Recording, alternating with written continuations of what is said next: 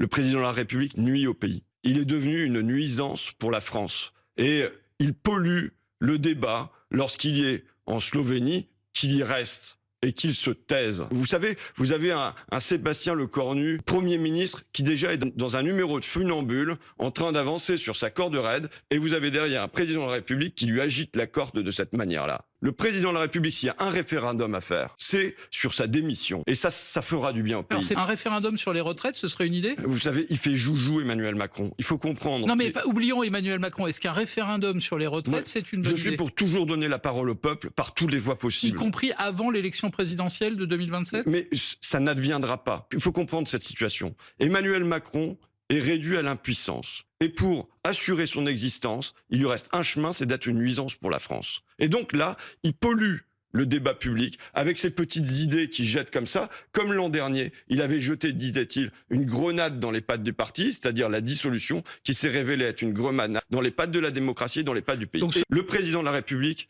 devrait avoir comme mission l'unité de la nation. Et il en est en permanence le diviseur. Je pense que plutôt que de chercher les motifs qui vont nous diviser, il devrait chercher les motifs qui vont nous rassembler. Aujourd'hui, le grand vide de notre pays, c'est un vide de projet. Vous savez, on est dans ce temps où c'est quand le ciel bas et lourd pèse comme un couvercle et on a un sentiment d'asphyxie et d'étouffement. Et je pense que le rôle d'un président de la République, ça doit être de nous plonger vers l'avenir, de nous offrir un horizon commun.